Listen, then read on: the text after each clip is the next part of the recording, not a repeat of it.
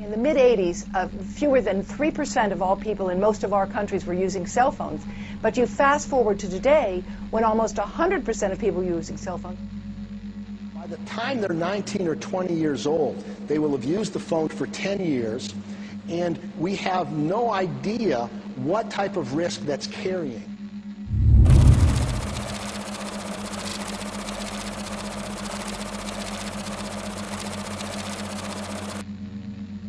We've immersed ourselves in an ocean of electromagnetic radiation. It's all around us now. Invisible, we can't see it, but we know it's there. Every time you lift up your mobile phone, you know it's there. It's very, very hard to turn the clock back, or if not impossible to turn the clock back. But we need to be aware of the adverse health effects so that we have the choice of taking precaution against the exposures. At present, the World Health Organization statements regarding this are that it is real. We were not the only cancer cluster around a foam mast. There are many cancer clusters around foam masts. Most of the cancers which will arrive haven't arrived yet. How could we have possibly thought putting microwaves to our brain was safe? We just don't fully understand yet what we're doing. We have an announcement finally on whether cell phones cause cancer.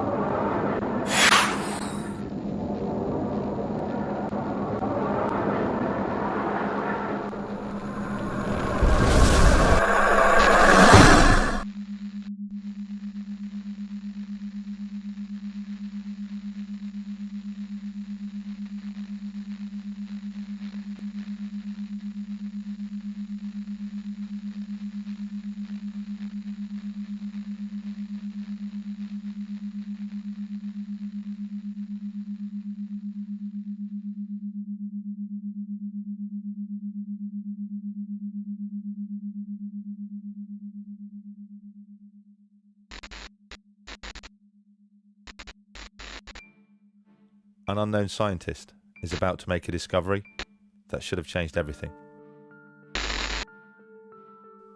His name was Winifred Otto Schumann. On the day in question, he was teaching his students about the physics of electricity, how a sphere within a sphere can create electrical tension, and subsequently, a frequency. Schumann's class had struggled to understand the subject, so to make it easier, the professor instructed them to imagine the Earth as one sphere and the ionosphere as another. He then asked them to calculate the tension that would exist in between. Having no idea himself, Schumann also began to calculate. Eventually, he arrived at a frequency of approximately 10 Hertz. As incredible as it seemed to Schumann, our planet had a pulse, a measurable frequency that surrounded life on Earth. Although the professor was proud of his find, he didn't see it as a hugely significant one, especially as it was only published in a small science journal, confined to the back pages, under the heading of Schumann Resonance. It would take several years and an incredible twist of fate before the professor would begin to realize the true importance of Schumann Resonance. That twist of fate had begun 30 years earlier with another German scientist by the name of Hans Berger. Using an EEG machine he had built himself, Berger had made the first ever recording of electrical frequency transmitted by the human brain. It was initially suggested the wave be named after the man who'd discovered it, but Berger, being a modest man, elected for an alphabetical name, and called it the alpha wave. Shortly after Professor Schumann's discovery, one of Hans Berger's colleagues, a man named Dr. Ankermüller, happened to stumble upon a bedraggled copy of a small scientific journal. The exact same small scientific journal that Professor Schumann's discovery had been published in several years before. He read the piece several times, shaking his head in disbelief. He realized instantly the magnitude of what was in front of him. The frequency of the alpha waves, recorded by Hans Berger, were almost identical to Schumann resonance. The frequency of the Earth. Dr. Ankermüller immediately contacted Schumann to convince him to investigate further. Schumann agreed and worked alongside one of his students to refine his discovery. They studied in detail how tension is discharged by lightning in the Earth ionosphere cavity. Eventually, they came up with an exact frequency. The pulse of the Earth, Schumann resonance, was exactly 7.83 Hertz. The discovery was remarkable. Schumann resonance wasn't just similar to the alpha waves of the human brain, it was identical. The brain's frequency, which controlled our creativity, our performance, our stress, anxiety, and our immune system, had somehow tuned in to the frequency of the planet. The pulse of the Earth had become the pulse of life itself.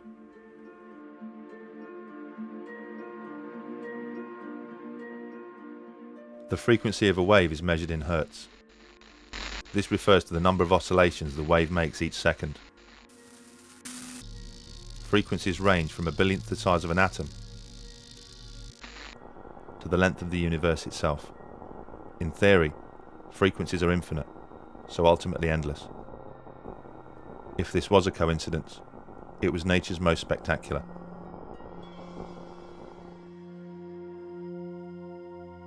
So what did all this mean? It wasn't long before somebody tried to find out. His name was Rutger Weaver, an acclaimed scientist from the Max Planck Institute. In the early 1960s, the professor constructed an underground bunker in order to examine the circadian rhythms of man. The circadian rhythm is the day-night cycle that is engraved into all life. Over a 30-year period, the professor conducted experiments in which student volunteers would spend several weeks at a time living in the bunker, completely shielded from the natural resonances of the Earth. In his results, Weaver noted some astonishing findings. He discovered that when Schumann resonance was filtered out of the bunker, the students' physical and mental health would suffer. He took students down there. He didn't trust to do it with ill or old people. He took young students down there because he knew, Weaver knew that there would be an effect. So obviously underground you don't have Schumann resonance. You only have the transverse magnetic fields from in the Earth. So by putting them underground, they started feeling sick, having headaches. Their circadian rhythm was completely upset. The interesting thing was, when he just introduced the 7.8 Hertz frequency with a magnetic pulse generator, that immediately stopped. Weaver would secretly introduce the 7.83 frequency to the bunker via a man-made transmitter. Each time he did so, he noted the ill effects suffered by the volunteers either disappeared or decreased. Their stress, headaches and emotional distress was reduced, and their sense of well-being was restored. All by the introduction of Schumann resonance. Weaver's research had revealed an incredible connection between human health and the natural frequency of the planet. And in 2011, groundbreaking research suggested something even more impressive, that Schumann Resonance could be connected to the beginnings of life itself. The breakthrough came at the hands of Luc Montagnier, the Nobel Prize-winning scientist who first discovered the HIV virus. The professor was conducting water memory experiments, examining how water could retain a memory of substances that had previously been dissolved in it, when he stumbled upon something that would challenge the very principles of science. All life comes from life. This is a fundamental principle of science, and one which has never been violated in any experiment. Life can only exist where life has existed before. And the mechanism for this has always been understood to be a material one, such as egg and sperm, or spore and cell division. But Luc Montagnier's experiments have offered a very different hypothesis. The professor showed that DNA sequences, the very building blocks of life, communicate with each other in water by emitting low-frequency electromagnetic waves. Even when the DNA was kept in separate test tubes, the professor still recorded electromagnetic communication between them. How sophisticated could this communication be? Well, Luc Montagnier showed they are able to organize nucleotides, the ingredients which actually make up DNA, into brand new DNA. Science has combined these ingredients countless times before, but in no experiment have they ever been able to recreate the spark of life and transform nucleotides into actual DNA, not without DNA already being present. Life, after all, can only exist where life has existed before. But in Luc Montagnier's experiments, the DNA had been completely filtered from the water. Yet new DNA was still formed. Just how was this possible? How had Luc Montagnier managed to achieve what no other scientist could, and create life where no life was present? What was so different about Luc Montagnier's experiments? There was the presence of a frequency which, when removed, would cause the experiments to fail, but when present, would ensure that they would succeed. That frequency was 7.83 Hz.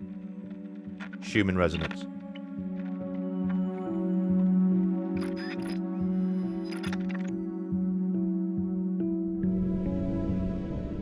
A delicate relationship had been struck between life and the frequency of the planet.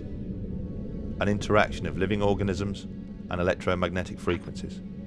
A reliance. A bond. Evidence of this can be found by reading the science papers. But more obvious proof can be found by simply walking outside.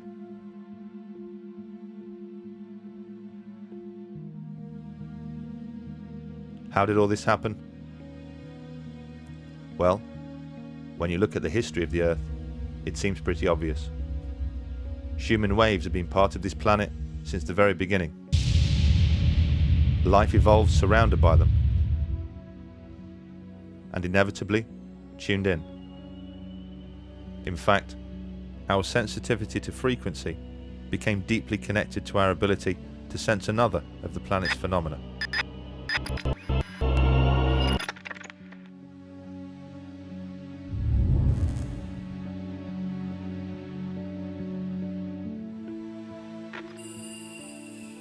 Two billion years ago, magnotatic bacteria formed a simple but intriguing relationship with the Earth's magnetic fields. The single-celled organism contained particles of magnetic material. This enabled it to act like the needle of a compass and orient along the magnetic lines of the Earth. As organisms became more complex, so did their reliance on the Earth's magnetic fields.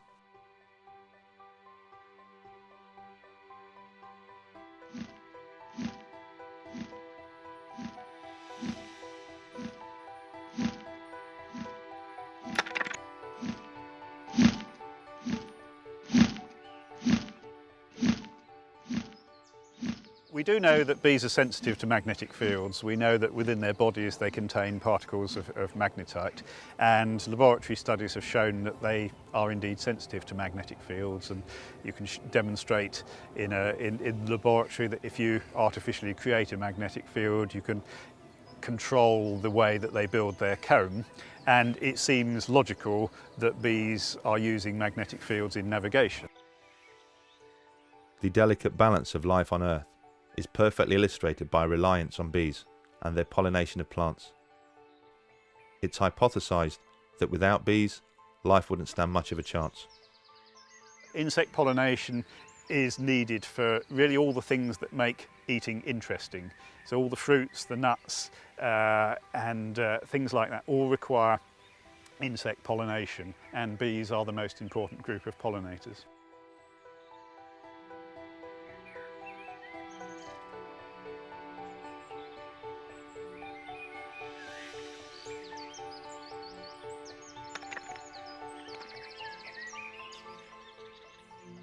If the bees weren't here, if the bees, we'd have a very boring diet. Yes, we would have a very thin existence. I think that's the point without bees. And of course, as well as the food that we need to eat, they're pollinating wild plants as well. And in many cases, we don't know details about the pollination of wild plants, but we can be sure that without bees to pollinate them, many of our wild plants would disappear.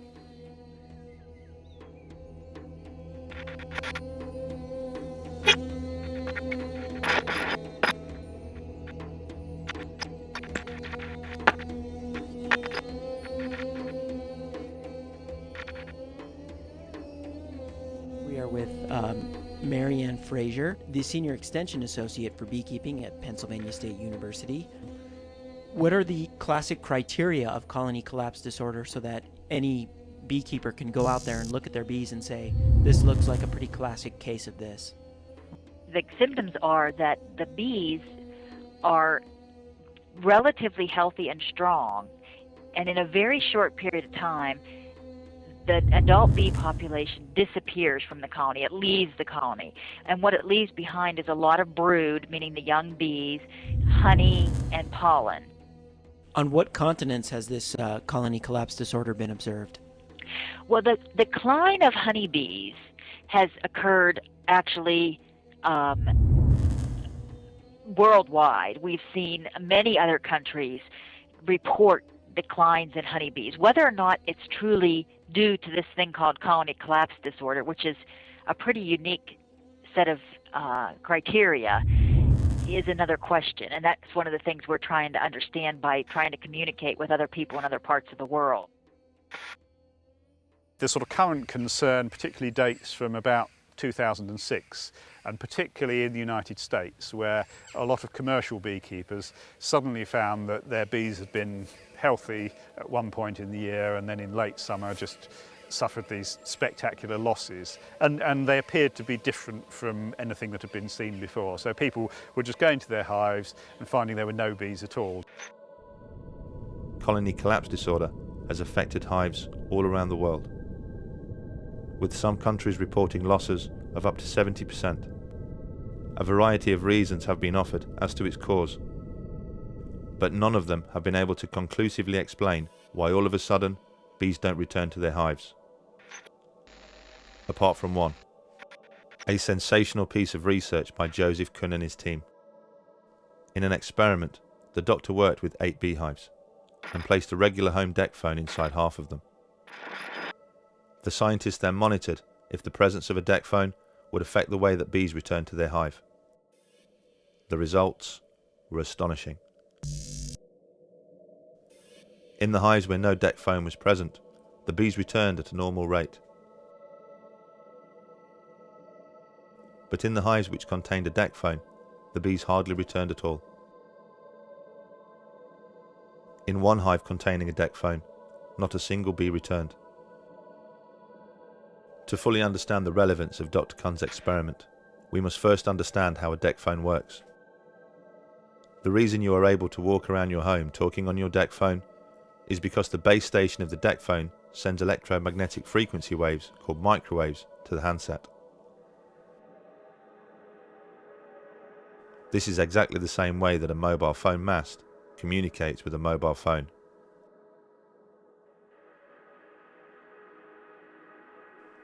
A deck phone is basically a miniature version of a mobile phone mast.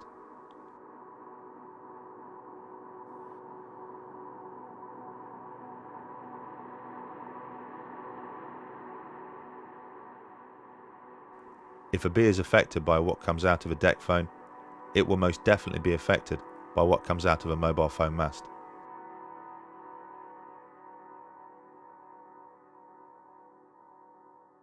And with 4 billion mobile phone users around the world, all of a sudden, there are an awful lot of mobile phone masts.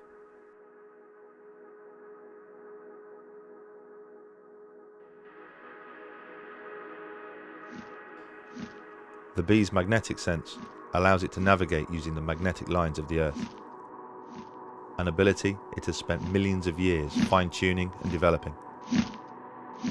Does it stand to reason then that such an acute sensitivity would be affected by even the slightest change in the electromagnetic environment? So what about a gargantuan change, and one which has happened almost overnight?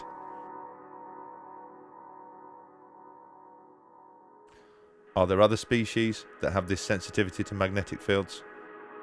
A sensitivity which ultimately makes them vulnerable to man-made frequencies.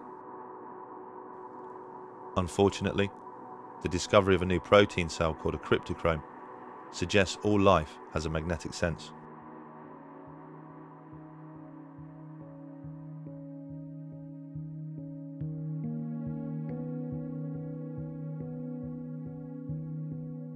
They were discovered in the 1990s in plants where their function is to absorb blue light, which is used to regulate growth.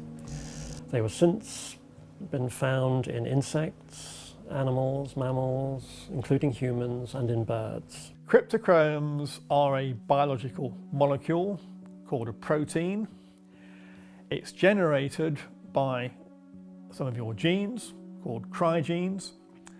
And the cryptochrome molecule actually controls your circadian rhythms, including melatonin production. Some of the cryptochromes seem to have a function of absorbing light as detectors for the circadian clock. So they are inputs for the light-dark cycle that many species seem to have, plants as well as animals. But in the year 2000, Thorsten Ritz demonstrated an even more amazing role for the cryptochrome. In a series of experiments on robins, he demonstrated that their navigational sense was not only a magnetic one, but it came directly from the cryptochrome cells, which are located behind the eye. I think the Ritz paper published in 2000 is one of those milestones in science, because he proposed that this cryptochrome molecule, which remember is best known for its effect in controlling circadian rhythms, that molecule was actually responsible for giving the compass, magnetic compass information in birds. The birds literally see the Earth's magnetic field, perhaps as a bright or a dark spot superimposed on their field of vision. And as they then move their head or their body around, this spot moves, and so rather like a heads-up display for a fighter pilot, they have this thing that they see, goodness knows what it would be, which allows them to orient while they're flying. The way he tested that was to expose birds to radio frequency fields to see if it actually disturbed their magnetic compass. And not only did the radio frequency field indeed disrupt the migration of robins, but it did so at very, very low intensities of fields. And that's really important and really interesting, that very low level radio frequency fields interfered with the robin's compass. The experiments by Ritz clearly demonstrated that the cryptochrome cell used in navigation was seriously affected by man-made frequencies, and man-made frequencies at levels well below those deemed safe by the governing body ICNIRP. All of the animal navigation studies, the cockroaches, the zebra finches, the chickens, the robins, they've all had their magnetic compass disturbed by radio frequency fields well below the ICNIRP public exposure limit. Like work on birds, particularly birds and insects, have shown that they are sensitive to fields way below the ICNIRP levels that claim are safe for us. If you look at where the research shows they're sensitive to, there's good stuff in the literature showing it's significantly lower than what we're allowed to be exposed to, and therefore what they're exposed to in the environment. There's certainly solid scientific reason for supposing that magnetic fields, artificial magnetic fields, will disturb the habitat of a number of species.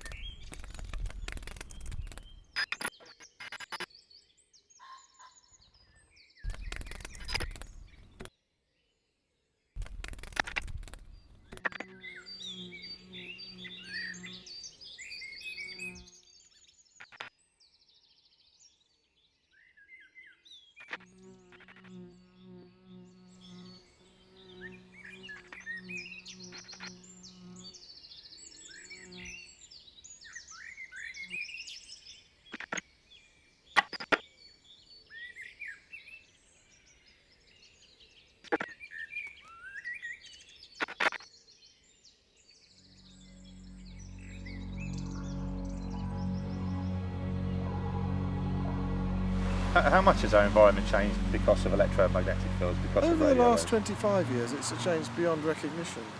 Just beyond recognition. It's millions and millions of times in terms of electromagnetic energy.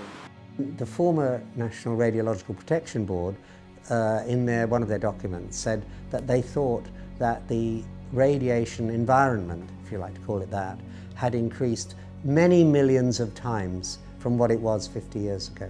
Many millions of times. It's an enormous change in environment on Earth, and it completely swamps all these natural signals, including the Schumann waves that we have evolved with.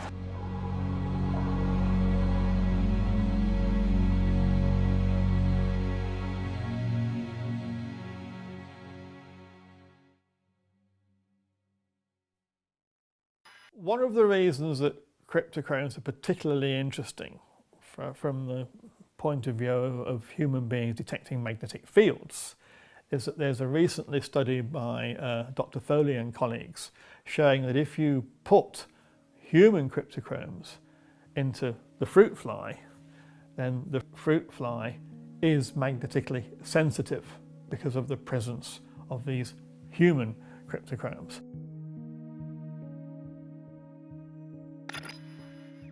So this is actually showing that human cryptochromes are magnetically sensitive, actually detect magnetic fields.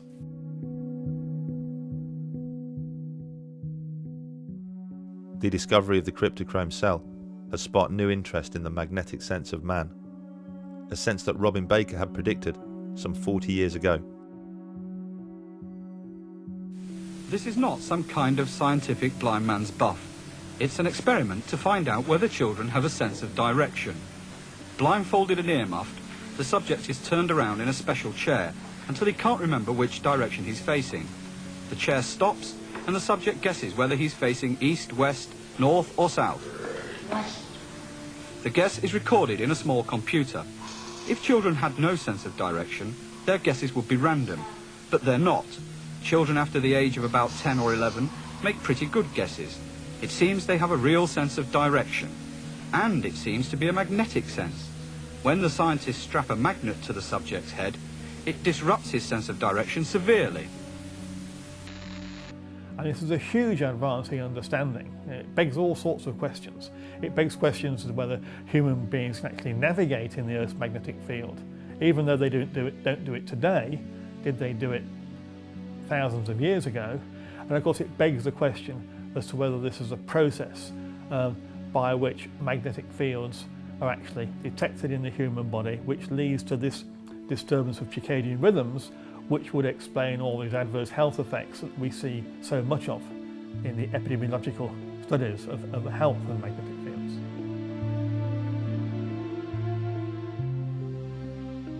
If mankind has the ability to sense magnetic fields, the same ability as the bees, the birds, and the butterflies, does that also mean that we are as vulnerable as they are to man-made frequencies? Will changes in our environment affect us, as it's clearly affecting them?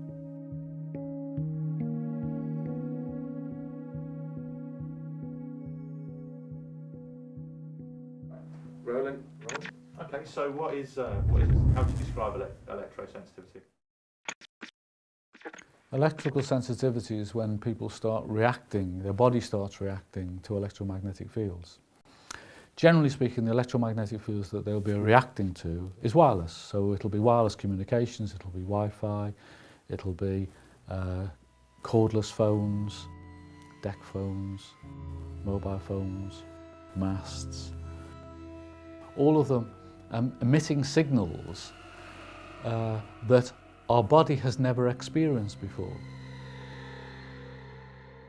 And when people start to become affected, when I became affected, the way that it starts to affect you is, generally speaking, it's your head first, and it will start giving you pains in your head. But I hate to use the word headache, because it's pains in your head that is unlike any other headache you've ever had before.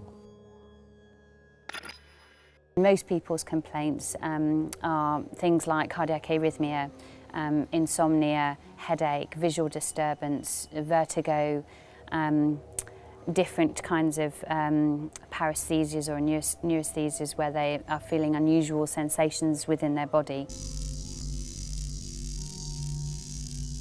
But really it can also affect endocrine function, thyroid function. Again, the list is really endless. In my particular case, and this is not everybody's case, if I then don't get out of the environment, I start getting quite severe pains in my gut, and that will then mean it's too late, and I will then start bleeding internally.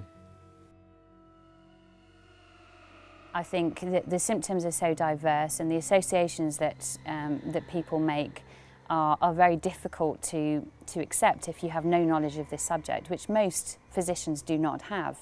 And that's no fault of their own. We're not trained to recognise this condition. It's very innovative, and our understanding of it is entirely embryonic at this stage. We're at the very first steps of unravelling and fully understanding this condition. Brian, like many sufferers of electrosensitivity, has been forced to make radical changes to his home. These two rooms have been completely shielded in metal foil, so that this room and the bedroom are a Faraday cage. And if you actually check the electromagnetic fields, or indeed the microwaves, and this machine is simply converting microwaves to noise, you find that the mast that is about half a mile away over there, which causes me a problem, by shielding the room and putting metallized glass, means that I can eliminate most of the electromagnetic fields. The aspects of an organism that allow it to detect and respond to electromagnetic fields, you could say this word's going to use in a number of different contexts, and if you bisect it and break it down, electrically sensitive, you could say that really that's a response to life itself. In that, for example, if we're looking at an organism to determine the presence of life, we're really looking for the presence of electricity. So with the electrocardiogram, for example, the ECG, and the electroencephalogram, the EEG, what we're looking at there is the presence of electricity from those target organs, the brain and the heart. And when we see the presence of that, that's a sign that there's life. So in a way, given that on a cellular level, electromagnetic fields are part of life itself, we could say that all life is electromagnetically sensitive. Desperate to convince people that electrosensitivity was genuine, Brian and a number of other sufferers signed up to a landmark experiment at Essex University. The experiment, run by Elaine Fox, would sadly become the definitive work on the subject.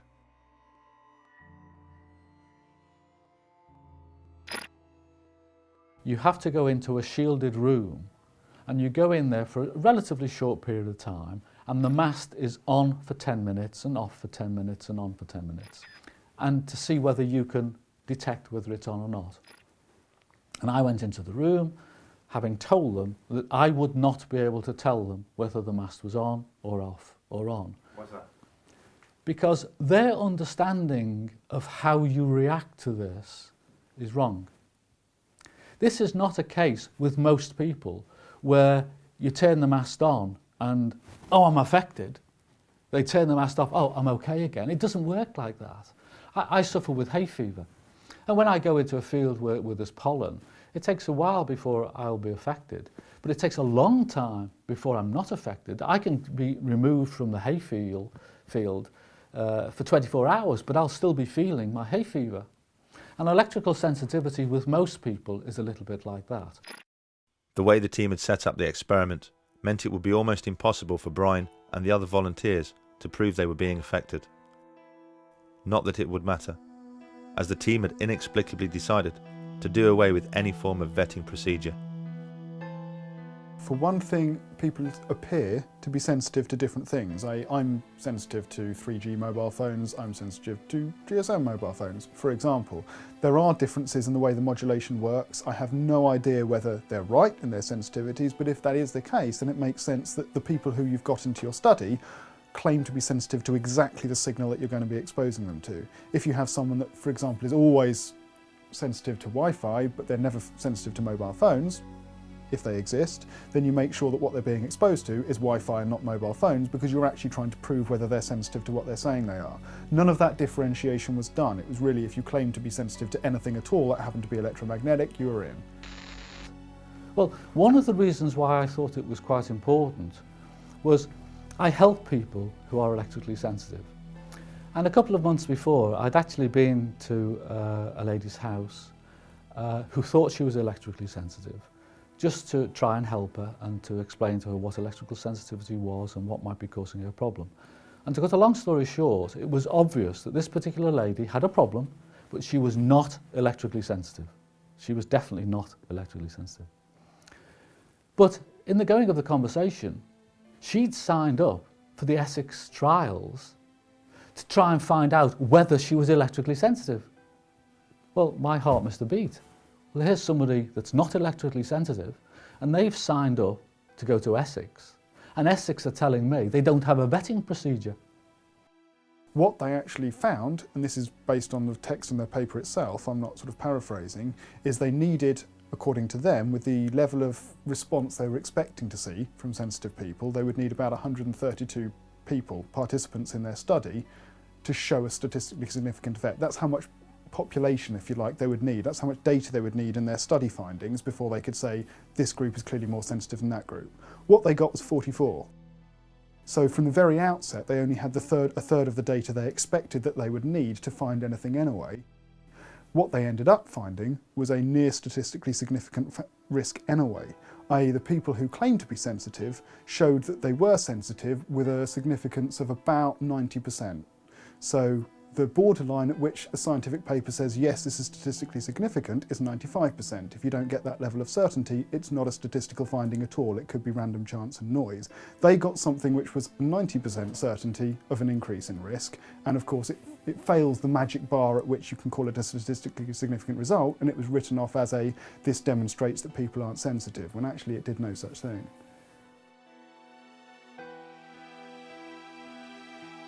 The constant exposure to the mast took its toll on a number of the volunteers, making some of them so sick they were forced to withdraw from the experiment. For Brian, the effects of the experiment will be felt long after he left Essex. I've had, my first colonoscopy was 7 years ago, my second one was 4 years ago, my third one was about a year ago. There's nothing the matter with me, there's nothing the matter with me. Absolutely, you know, you're imagining it. I've got colon cancer. So from the first time that I bled to the time of removing the polyp was 7 years. When I asked the doctor how long does it take to cancer to develop, 7 years. So you can virtually track the time when I went to Essex, and there was one occasion before where I started bleeding. With that bleeding has caused me colon cancer. How could such a botched experiment be held up as such a definitive piece of research? Why would such an experienced team make such fundamental and obvious errors in their work? Could it be anything to do with those who provided the funding? The Essex Experiment is one of a number of experiments funded by the MTHR, a company set up and funded by the mobile industry themselves. Could you explain what MTHR does and how MTHR is funded? Yes, the MTHR programme is funded jointly by the UK government and the mobile telecommunications industry, and it funds research into possible adverse health effects related to mobile phone technology. The whole issue of who funds scientific research is a thorny issue. I know many scientists like myself who, when they get a new study to read, the first thing they turn to is the back of the page where it says who funded it. Is there, do you think, maybe a conflict of interest in the mobile phone industry funding research into the harm that it does? Well, of course there is a potential conflict of interest, and that's why a programme of funding like this has to be carefully managed. I've done a lot of work with the telecommunications industry because I happen to have I organise the communication workers representation in here, and so I've talked to these people for a long time. I think they would like to be objective, but they are driven, particularly in a market where they're fighting each other for market share by profit, and therefore they may fund research, but much like the pharmaceutical industry, you often find that they're hiring people who've already spoken on their side of the argument. Scientists aren't pop stars, they don't earn a lot of money, they have houses to finance, they have families to look after. Who can blame them for recognising that if they find the wrong results, they're not going to get another job from that source at any rate? There are psychological pressures, even in the absence of actual pressures, which may or may not be present in individual circumstances. There are clearly psychological pressures to conform and to please the organisation providing your funding. You feel obliged. You feel obliged, you feel obliged. There are some really solid statistics showing that where there is an issue over electromagnetic field effects, that the studies funded by the utilities or by the power industry or the radio industry or by the mobile phone industry are funded by them, that the studies tend to be significantly negative, whereas the studies funded independently within universities and so on tend not to be so. It's a challenging area in which to research. It's not easy to do studies of that sort, and because of the constraints of doing research in human subjects, you're not going to have perfect research studies. There are always going to be limitations. Is this a real condition? Yes, absolutely it is. At present, the World Health Organization statements regarding this are that it is real and symptoms can be severe and disabling. Figures for electromagnetic hypersensitivity are around 2 to 3%. Those are people who've had their life extremely affected by this condition. But, as I've previously mentioned, on a cellular level, 100% of people are reacting.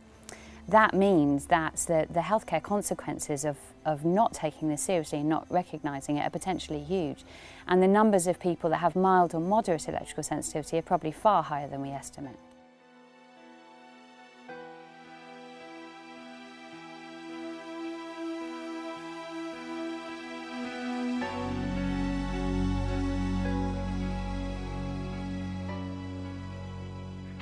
Where It leaves us with a tape recording of an experimental link-up between a standard telephone and a unique mobile handset. A dialing tone. And that's quite an achievement, because it's one thing to transmit a conversation, it's another to transmit accurate digital information. Now, an extension at the Research Institute in Chelmsford, which has perfected this technique. On the other end of this should be Liz Charnock. With the advent of the mobile phone in the 1980s, came the need to build a network of antennas to support them. Since then, the telecom companies have erected over 5 million mobile phone masts around the world. But incredibly, prior to filling the air with microwave frequencies, they didn't conduct a single piece of research to ensure there wouldn't be any long-term health effects from such exposure. The grid was built without first making sure it was safe. Thank you for your help.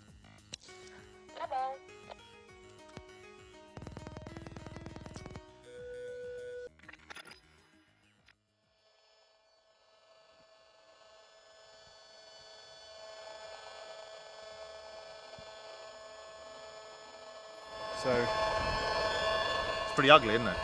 Yeah, and it's constant as well. One thing you'll notice is it doesn't stop. It's 24/7. This is what's coming out of the mast. If you can see the mast, you're being exposed to it. Right. Frankly, even if you can't, you're being exposed to it if you're this distance away, because it'll pass through, concrete walls and things.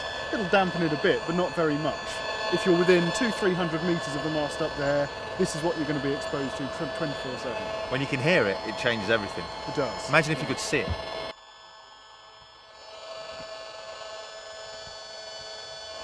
It'd be the equivalent of seeing a daily smog. Yeah.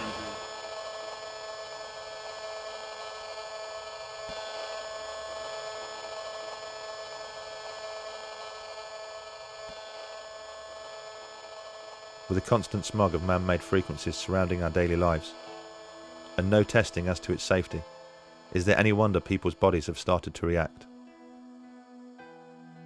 Well, it was almost 10 years ago, and I was in my 30s. No history of breast cancer in my family, and living a really healthy lifestyle.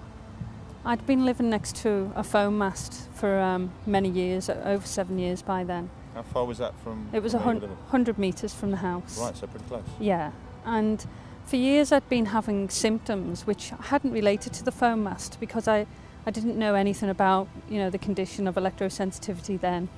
And I'd been having vertigo, sleep problems, headaches, sharp pains in my head. And I'd often visit the doctor only to be told it was either stress or a virus. And then, just out of the blue, I was diagnosed with breast cancer.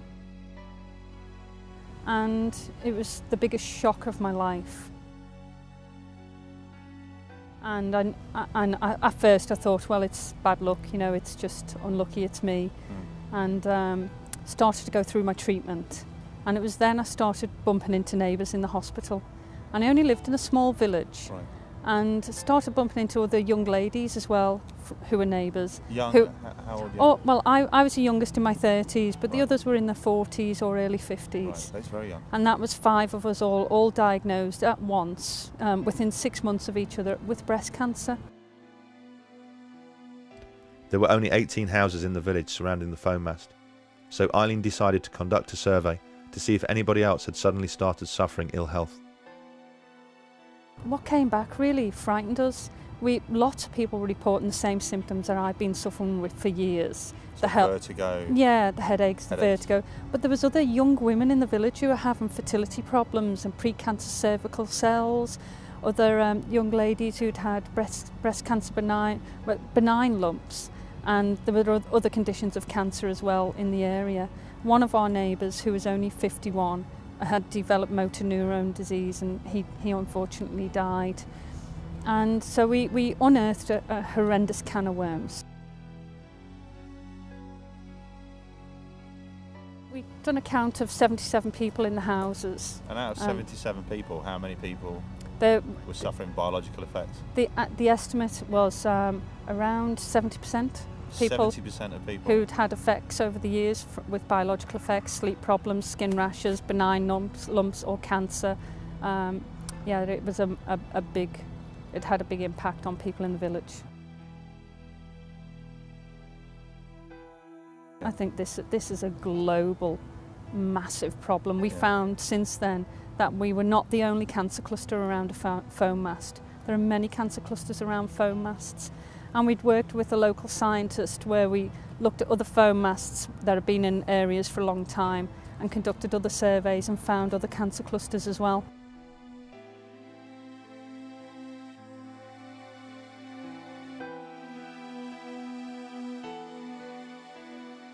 With so many phones and masts, and a mobile phone industry worth trillions, you would hope that by now a strict governing body would have been installed, an iron-fisted regulator who ensures the telecoms industry errs on the side of caution,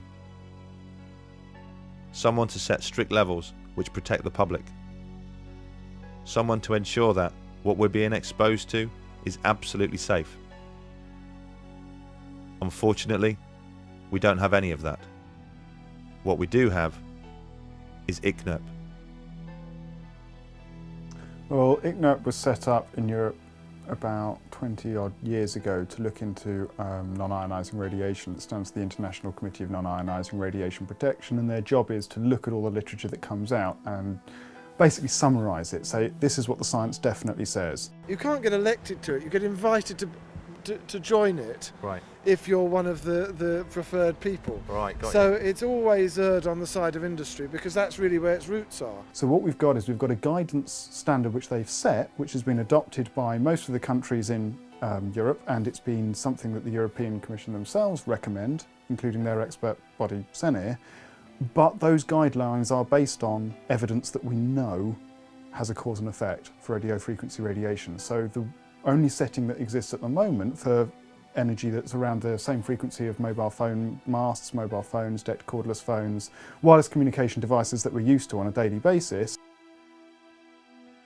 is the one that we know works for microwave ovens, i.e. if you generate enough energy and localise it in a small enough area, you heat things. You heat tissue, you heat anything that has some level of water in it. None of the current rules are anything to do with chronic health effects or cancer. None of them, not one of them. They're all set for heating effects and acute effects like prickling of the skin or your eyebrows going up or something like that, you know. None of them are for long-term health effects. So saying that it's below 40, that means nothing. It's meaningless. It's meaningless. It is not intended to protect from long-term health effects. ICNIRP is, well, ICNIRP is just irrelevant. It's irrelevant. Well, for example, if you want to make sure that nobody exceeds the speed limit past a school, set the speed limit at 1,000 miles an hour. Then everyone will obey the speed limit. No one will exceed it. You know, everyone can go sailing past this school at 999 miles an hour and the limit will be complied with. The advisory body effectively are not set up to look at the evidence with regards to safeguarding the general public. So ICNIRP essentially there to establish what's 100% fact, and anything that's not 100% fact is not their concern. That's right. They'll talk about it, they'll summarise what there is, what there isn't, and what's left to find out, and then that's it. They'll leave it there. No recommendations, nothing, because they just don't see it as their job.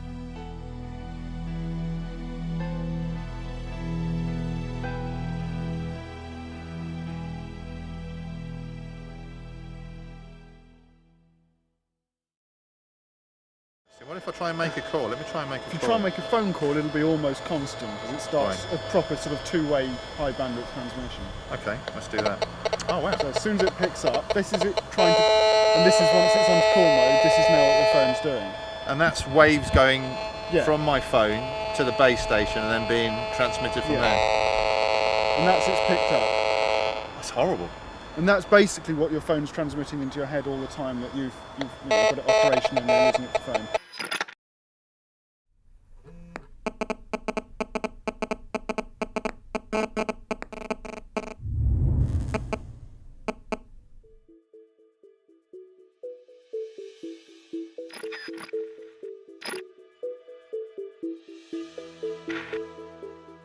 It's hard to imagine a piece of technology which has accelerated into our lives quite like the mobile phone. 25 years ago, it was seen as little more than a gimmick. Today, 4 billion of us own one. And the average age of a child when they receive their first phone is just 8 years old. The way a mobile phone works is by sending and receiving microwave frequencies to and from the base station. So having a phone pressed against your head inevitably means your brain is being exposed to those waves. Does the brain react to this exposure? A recent American study shows it absolutely does. The work was carried out by Dr. Nora Valco. Dr. Valco and her team studied 47 healthy people for an entire year. Participants had a cell phone placed on their left and right ears. One was activated but muted, the other was turned off. Dr. Valco used brain imaging equipment to study how much glucose the brain would use during exposure. So it's a very sensitive marker to indicate if there are changes in brain activity that may be driven by a given stimulus, which in this case was the cell phone. When the brain is stimulated, it consumes glucose in the same way a car consumes fuel. 50-minute exposure to a cell phone was associated with increases in glucose consumption by the brain, which indicates that the brain was being activated by the radio frequencies from the cell phone. This right area of the brain that was very close to the antenna showed the largest increases in metabolism as compared when the telephones were off. Even though the radio frequencies that are emitted from current cell phone technologies are very weak, they are able to activate the human brain to have an effect. By using a muted cell phone, Dr. Valco's experiment showed that the human brain has a metabolic reaction to the presence of microwaves from a mobile phone. A metabolic reaction at levels well below the legal limit. Something many people claimed was impossible. And the reaction recorded by the doctor is secondary to an even greater concern: the way that those microwaves are actually absorbed by the brain. This has become known as SAR.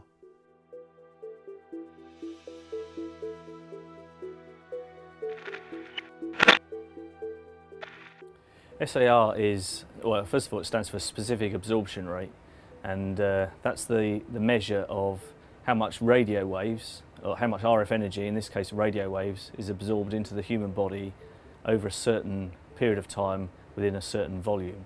So it's a measure of the heating effect that a radio transmitter would have on your body, on the human body. The SAR for every mobile phone is measured in this way, using an artificial head called a SAM phantom. This is filled with a glucose mixture which represents the brain. The probe measures the amount of microwave radiation that penetrates the SAM phantom skull and calculates a SAR rating based on how much energy is absorbed.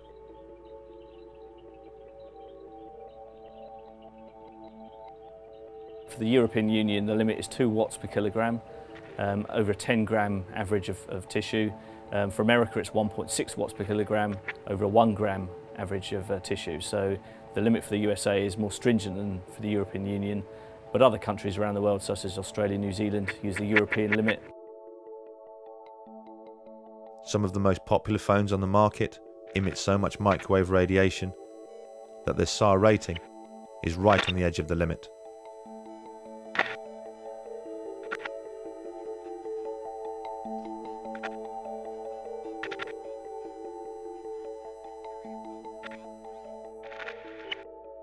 Every millimetre of skull helps protect the brain against the phone's microwave radiation, and therefore lowers the phone's SAR rating. Children get their first phone at the average age of 8 years old. An 8-year-old skull is considerably thinner than that of an adult, so you would hope that phones are tested against a skull which represents the thickness of that of a child. The SAM head is an average shaped and sized human skull. The average of 10,000 people has been taken in terms of their head measurements, and this SAM phantom head has been created, which is an average human skull. Obviously, the head of an average human being is considerably larger than that of an 8-year-old child. But when we investigate the company that makes the SAM phantom head, we discover that the news is even worse. The SAM phantom isn't just the average of 10,000 people. It's the average of 10,000 US Army personnel. And US Army personnel most certainly have a larger, bigger, thicker head than the average 8-year-old. It's pretty reasonable to assume that if most mobile phones were tested against the skull of an 8-year-old, they would fail.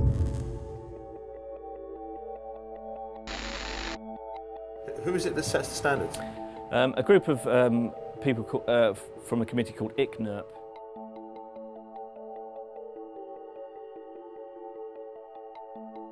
The people who do the work on mobile phones are, by and large, engineers.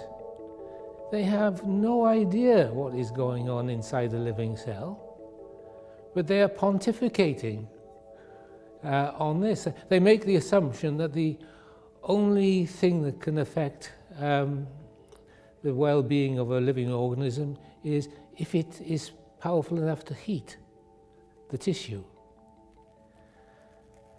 But that's like saying, we know if we boil an egg, it goes hard. What they don't know is that if they don't boil the egg, it turns into a chicken. And they haven't the slightest idea how that happens, but yet they pontificate as if they do.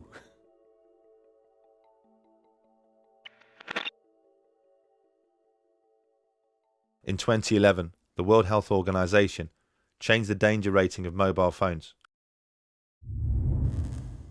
reclassing it as possibly carcinogenic to humans, based on an increased risk of contracting a glioma, the type of brain tumour associated with using a mobile phone. What was the catalyst for this abrupt change in status? There have been countless studies conducted into the possible health effects of mobile phones, some showing an effect, some showing no effect. But the most conclusive came from Leonard Hardell. He has overseen the largest and most comprehensive piece of research ever conducted, combining his own work with that of others from around the world. From the early 1990s, they have investigated the phone habits of more than 2,000 people from around the world. People with tumours such as astrocytoma and acoustic neuroma, the brain tumours associated most with mobile phone use due to their proximity to the ear. Their findings are shocking. They concluded that mobile phone use does increase the risk of a brain tumour. And they also discovered why earlier research showed no effect.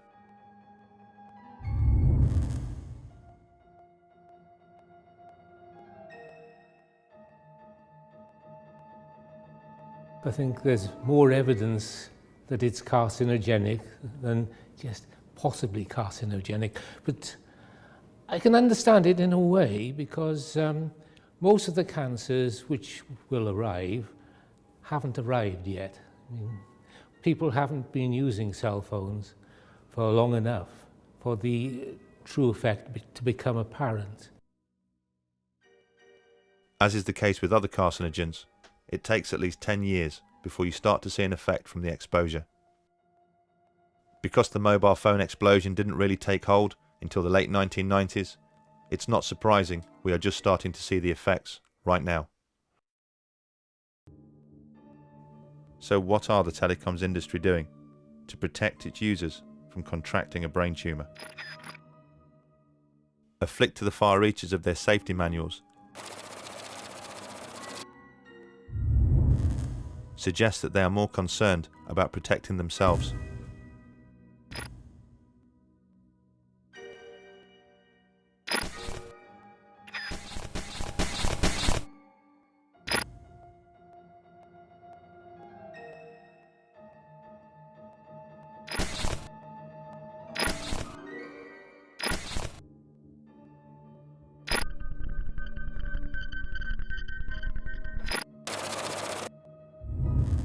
At the back of almost every single phone's user guide are instructions on how far to keep your phone from your body.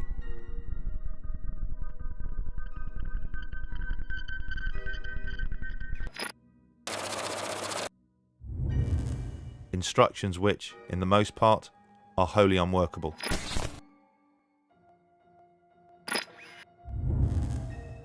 And what happens when the telecoms industry funds research into the harm that they are causing? And that research concludes that there is an effect.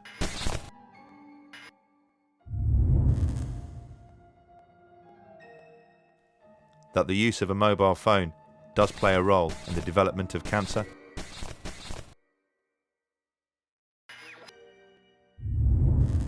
They tend to keep that research to themselves.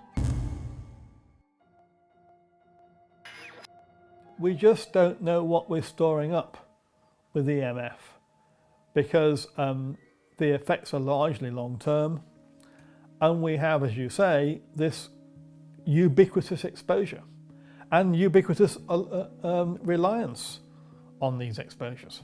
We just don't fully understand yet what we're doing. Although the epidemiology clearly shows that using a mobile phone increases the risk of contracting a brain tumour, what people like ICNIRP need to see is a definitive cause and effect. How it happens. What's the mechanism? How exactly is the cancer caused? It may seem obvious that a being so tuned in to the Earth's frequencies and so sensitive to her magnetic fields would naturally have a reaction to man-made microwaves. But for years, the telecoms industry have defended their actions by asking the same question. As it turns out, they've been asking the wrong question. The answer is melatonin.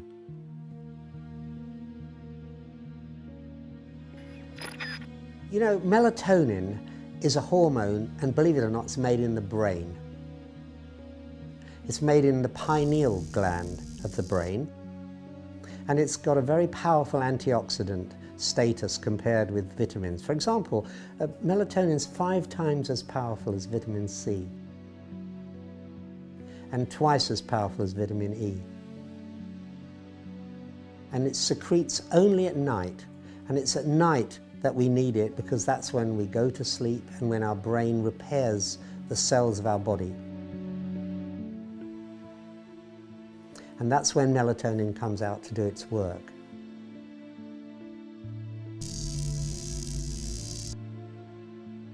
Each day, our body loses about 500 million cells. And at night, that's when our body replaces those cells. Through a process called cell mitosis, the dividing of cells. And what it's doing is it's mopping up what are called free radicals. These free radicals are really the spare electrons left over from the process of making the energy which we need to repair ourselves in the first place. Each night, as our body repairs itself, millions of free radical cells are created as a byproduct of cell mitosis. These free radical cells attack healthy cells.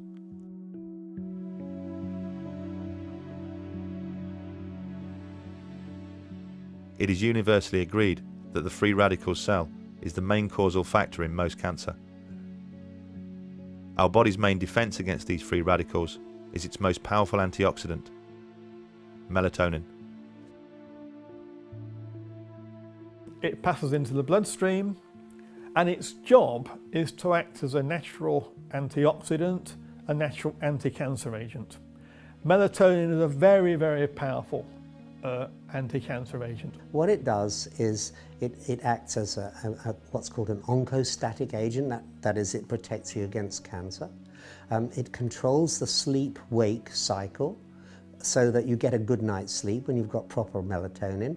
It's an anti-aging molecule. In other words, by mopping up those free radicals, it leaves your skin and complexion looking younger.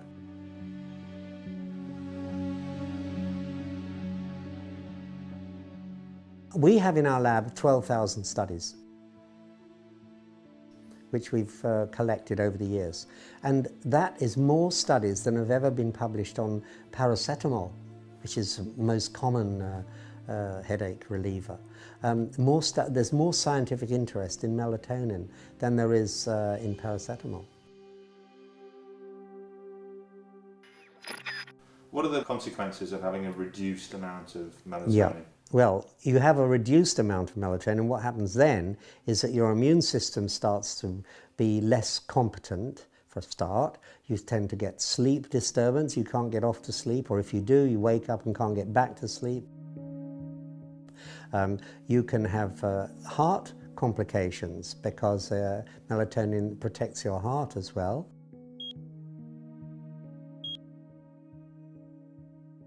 And you're much more prone to disease because your immune system is not functioning at its best. So these are some of the things that happen when you have a lowered melatonin level. And for example, the average woman with breast cancer has only got 1/10 of the melatonin of a normal woman of her age.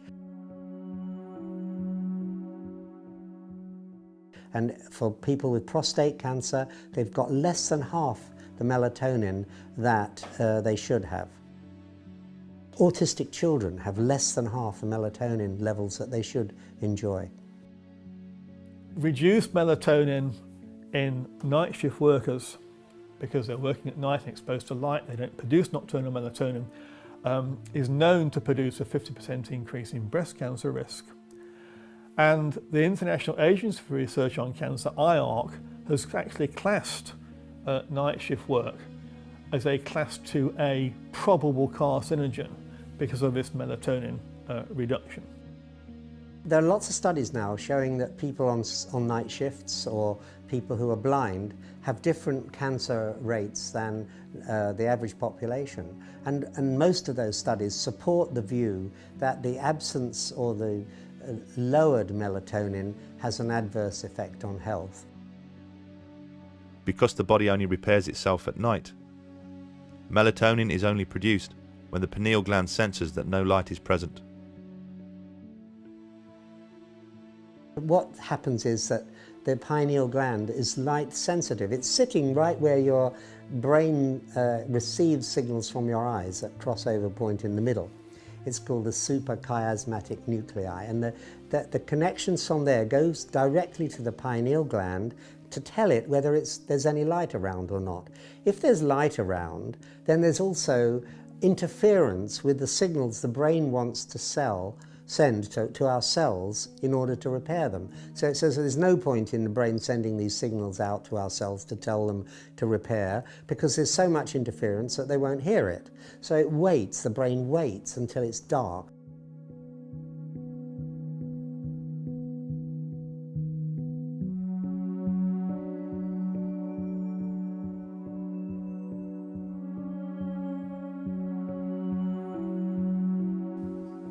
What kind of research has shown that there's an effect on melatonin production from electric fields, magnetic fields, radio waves? Right, well, the Battelle Institute in America has done a lot of work on this way back from the late 1970s, in fact. And their scientists there, Barry Wilson and Dick Stevens and people like that, started thinking that because we know that if you turn the light on, then the brain stops making melatonin, they thought, well, maybe our brains can't distinguish between electric fields and that we make ourselves artificially, and the natural light that we all know happens during the daytime, because we just don't make melatonin in the daytime. For very good biological reasons. So they thought, well, maybe these electric fields are suppressing the synthesis of melatonin, and that in turn is leading to cancer, breast cancer particularly, in women, because they don't have the immunological protection that they would otherwise have. So the brain interprets radio waves as being light waves? Yeah, we don't know the difference.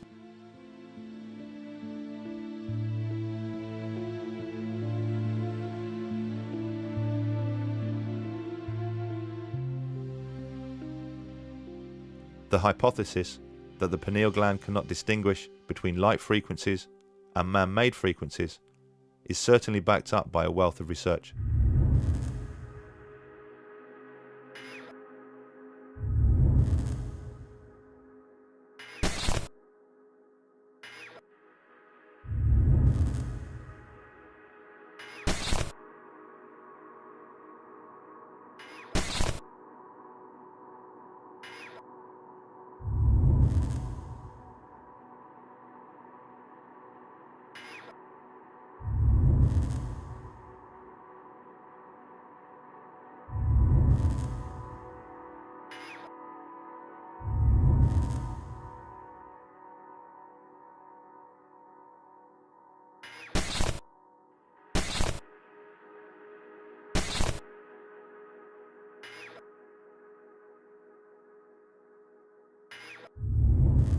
Do you think it's pretty conclusive that electric fields, magnetic fields, radio waves affect the production of melatonin?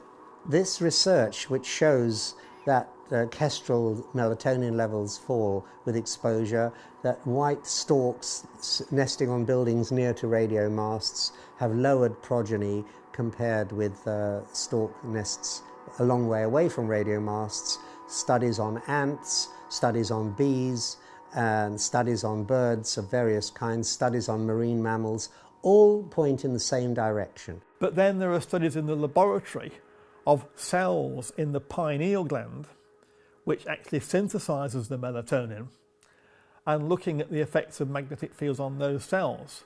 And at virtually every stage in the synthesis of melatonin, it's been shown that magnetic fields disturbs the actual production of melatonin. So you see, the evidence is in all aspects of the pathway of melatonin production, that the inhibition of melatonin production by magnetic fields, the research covers really every aspect of that pathway. Would you say that it's almost conclusive? Yes, I would say it is almost conclusive.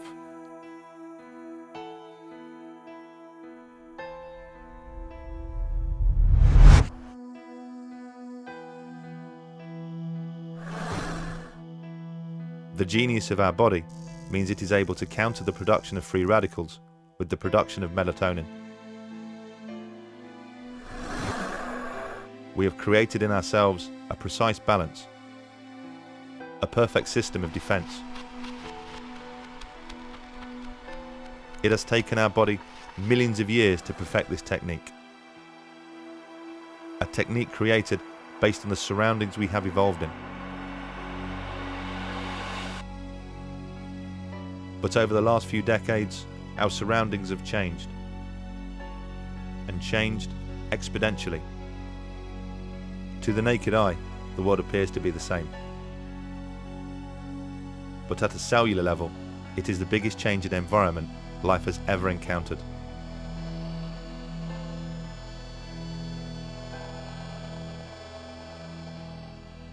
It stands to reason that such a gargantuan change would inevitably upset such a delicate balance.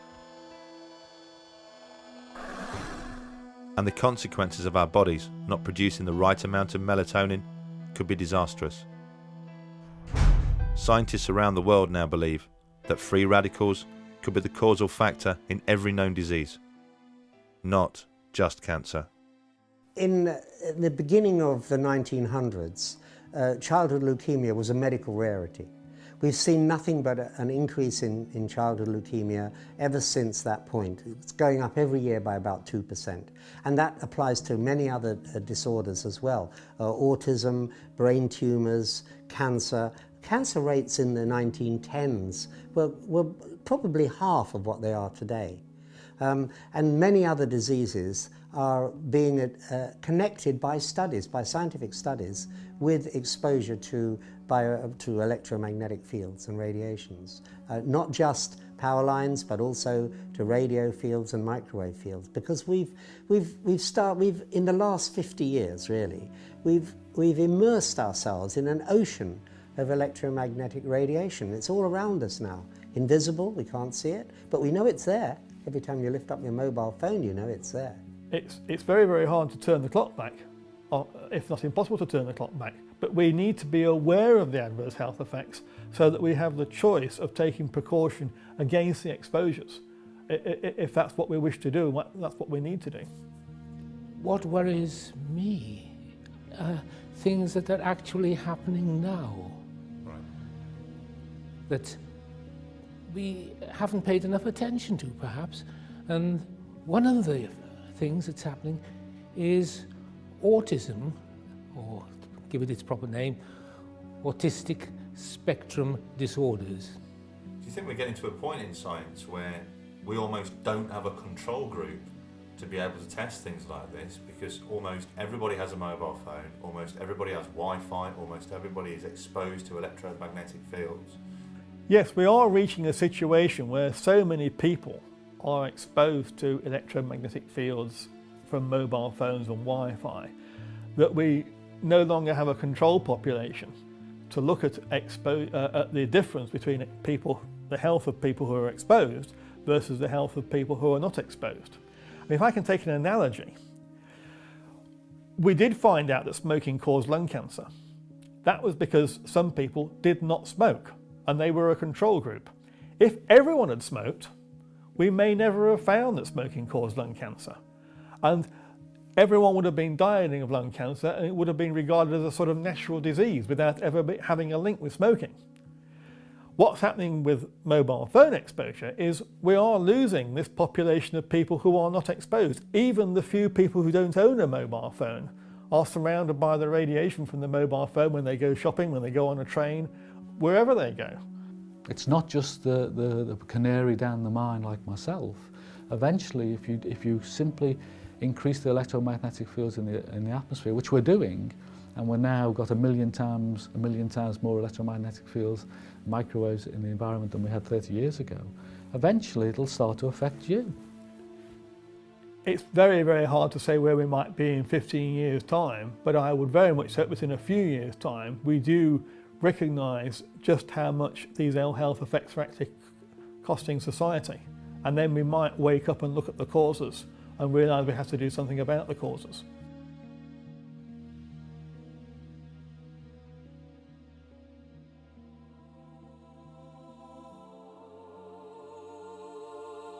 We are a brilliant, yet complex organism. The way that our body functions isn't by chance, nor is it something which has happened overnight. Like every other creature on this planet, we have adapted into the environment we exist in.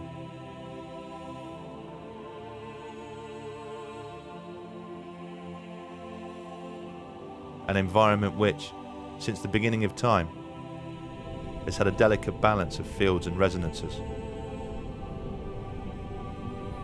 These phenomena don't just surround us, they make us what we are. The cells of our body communicate with each other using light frequencies. Our DNA uses electromagnetic frequencies to reproduce itself. At the core of everything are protons and electrons, positive and negative, making all life magnetic. We are, as all life is, equipped with cryptochrome cells, which allows us to sense those fields in ways we barely understand. We are beings of frequency, electricity, light, and magnetism. And to become this way has taken millions of years, a process which started with the very first cell. Although we have embraced the wireless technology and accepted it into our everyday lives, at a cellular level, our bodies haven't. The frequencies that now surround us are as alien to our cells as they would be to our eyes, if only we could see them.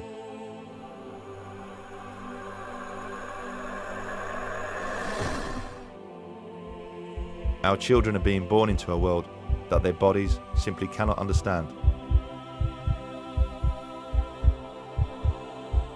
Where will all this lead?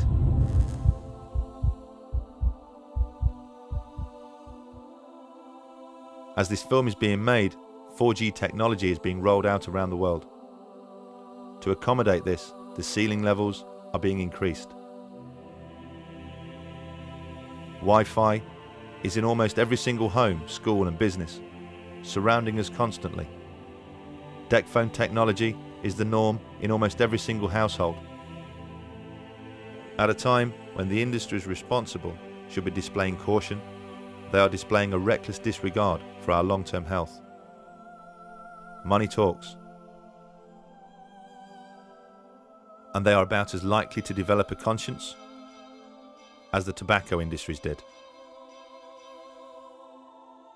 If there's going to be a change, it's not going to come from them. It's going to have to come from us. We just need to open our eyes and see the problem.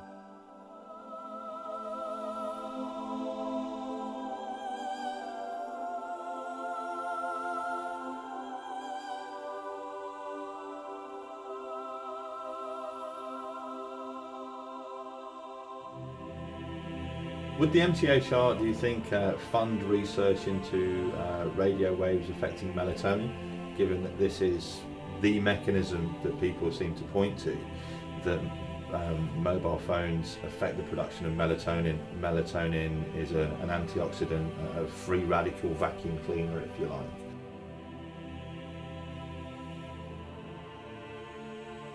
When we issue a call for research proposals, as we're doing at the moment, while we highlight areas that are of particular interest, we invite applications, proposals across the spectrum.